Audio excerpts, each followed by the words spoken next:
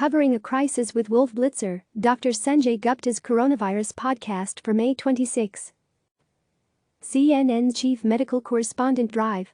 Sanjay Gupta is joined by colleague and veteran anchor, Wolf Blitzer, to discuss covering the unprecedented story of this coronavirus pandemic.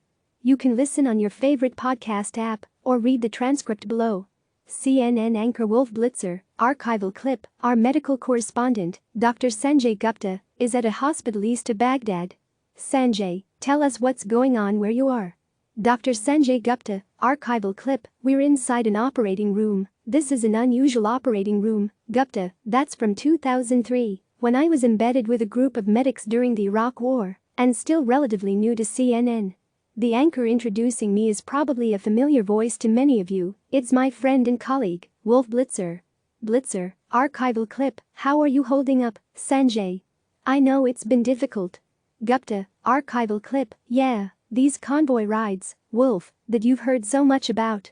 They can be a very challenging thing, Gupta. Wolf and I have both been at CNN for decades, which is kind of surreal to say.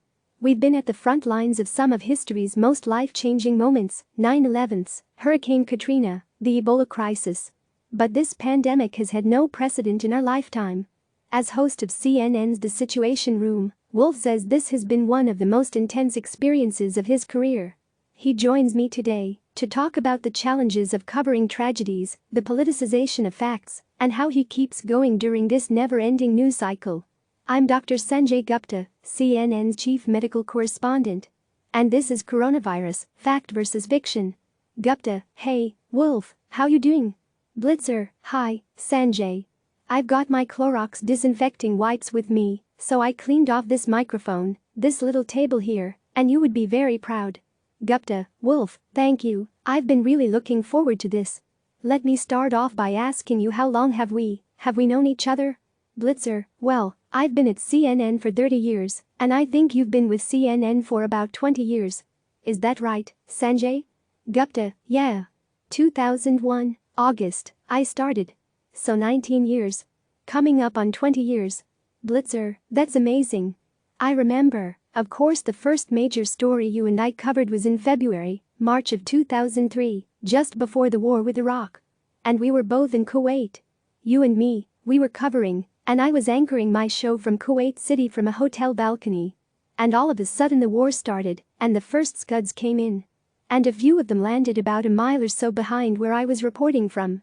And we could see this huge plume of smoke go up, and the wind was blowing towards us.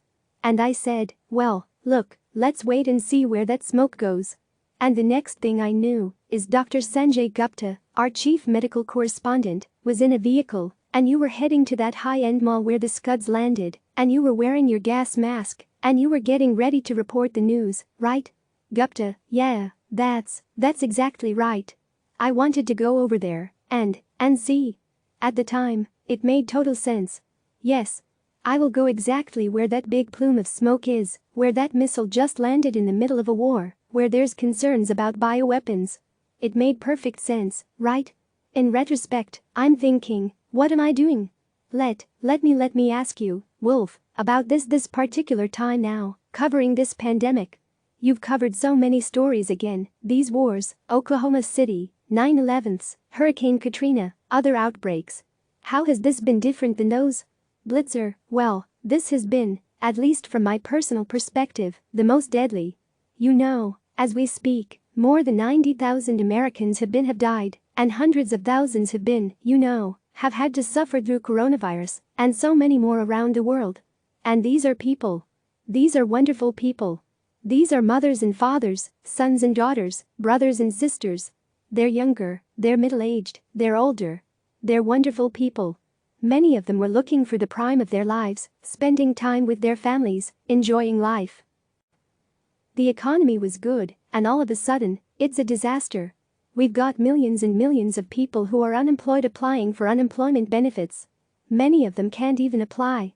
What's so heartbreaking to see, these long food lines, people waiting to just get food, to put on the table, to feed their kids and themselves. And who would have thought this was going to happen? And even something as simple as wearing a face mask. You know, you go out, and you see all these people wearing face masks. You see people all over the place. Who would have thought that was going to be happening here? So, this has been so intense, so riveting, so scary, so crazy in many respects. It's just an awful situation. And I would say it's certainly, the most intense period, 2 months that we've been doing this. And all the years of my journalism, that this is the most intense. Gupta, wow. I mean, that's saying something given your career. And yet you do a story like this, and it's difficult nowadays, seemingly, Wolf, to disentangle anything from politics and the more subjective nature of this story. The opinion part of the story, people weighing in from a political lens. Do you sense that as well? Is it truly impossible to disentangle just about any news story from politics nowadays? Blitzer, well, look, there's the political story. There's a political angle to what's going on. And the country is deeply divided, as you know. I will say this, Sanjay, the article you wrote for CNN.com on your personal thoughts, and I have it right here in front of me. You know that, for a moment, think of the United States as a human body. If people haven't read that article, they should go back and look it up. And the last words you wrote, and I have it right here in front of me, is, they were so powerful, because I truly agree, and I truly believe what you said is true. You said, the country and the world are facing a serious illness. But, it is treatable. It is fixable. Let's do this together. You're absolutely right. We're going through hell right now. This is an awful situation. And it's going to get worse as these numbers get worse. And hopefully there won't be a second wave that comes in the fall or anything like that. But I totally agree. It is treatable. It is fixable. Let's do this together. Gupta, when you think about your tone, I mean, do you think about your tone when you're delivering news stories, Wolf? A lot of it nowadays has been, frightening news to give. How do you balance being hopeful for an audience and being honest? Blitzer, I do think about my tone, and I try to be as objective as I possibly can be. But sometimes, the story is so painful, that you're going to see that on my face. You'll hear it in my tone. You'll hear it in my words. And, I've been trying over these days to end the situation room with some images and pictures of real people who unfortunately have passed away from the coronavirus. And we tell those stories, who these people are, because it's one thing to say, 90,000 people have died. It's another thing to say, look at this individual. Look at this woman. Look at this man. Look at this teacher. Look at this nurse. Look at this first responder. And you put the face on these people. It's sad. It's heartbreaking because you think of their families, and so often their families, they can't even say goodbye in a hospital, or they can't even sometimes go to a funeral to say goodbye to their father or their mother or whatever. And, you got to have some emotion when you just feel that. It's so powerful and so awful. Gupta, science reporting in some ways, I feel, Wolf, is a luxury, in that we can always rely on data and science and evidence, facts, to bolster up our reporting. There's not a lot of opinion science reporting, although sometimes, you do have to offer up some thoughts on things. But for you, in an era where alternative facts have become a term that people become familiar with, how do you think that has affected the reporting on this pandemic, the idea that the truth in the science, that's just another avenue of information? Here's another avenue you could pay attention to.